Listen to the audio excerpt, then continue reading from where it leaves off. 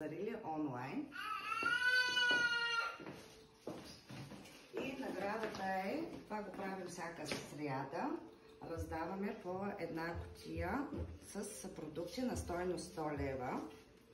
И да видим сега кой при кого ще отиде. Условието тук е да вдигне човека телефона, ако не вдигне телефона два пъти. Условието за казанлък е да присъстват. Ако не вдигне два пъти, теглим другия. Затворила съм се очите. Тук има свидетели. И обичайно хората вдигат. Ваня, здравей! Чакайте, ще скрия телефона. Тя съответно не присъства, но... И така, да звъним, да видим дали ще ни вдигне от този номер. Между другото, тази жена, казва се Диана Желязкова, за втори път печели от лотария, от томбола.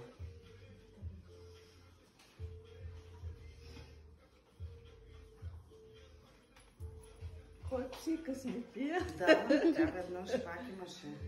И сега пак имаме една нова обявена томбола. Тогава, когато аз ще ви я кажа, тогава пък в двете томболи ще се участва, ако се прави. Нали? Освен тази, която я правим всяка сряда, тя ни вдига телефона.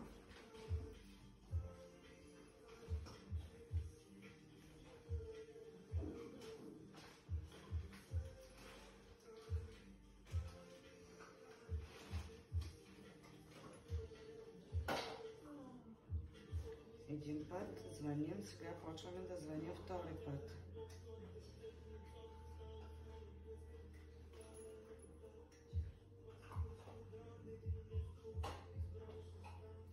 Тя ако е на танци днеска, ама не тя днеска, не тя сряда да си прави презентация.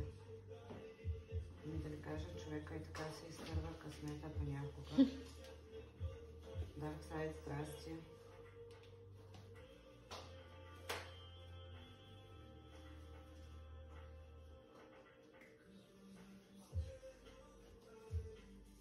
Значи спазихме условието, доста звъняхме, повече от 4-5 пъти. И така, кутията няма да отиде при Диана. Има и свидетели, има и клип.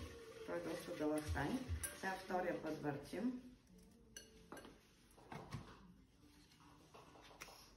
То може би трябваше Катрин Христова. И пак отново късмета на Катрин. Вчера направи поръчка.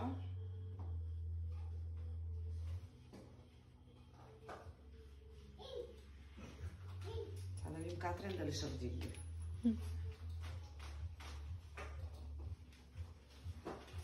Днес не искат да получат кутия.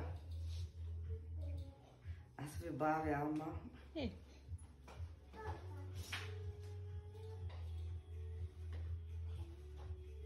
Катрин и тя не вдига телефона.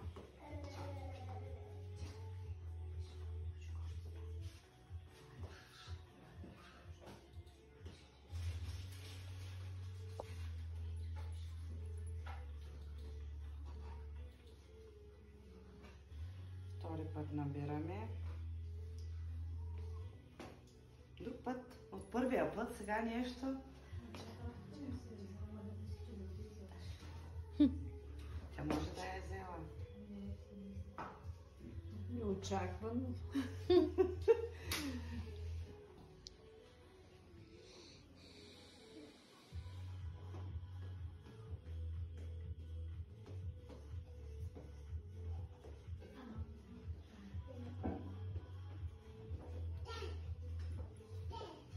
И така, и Катрин.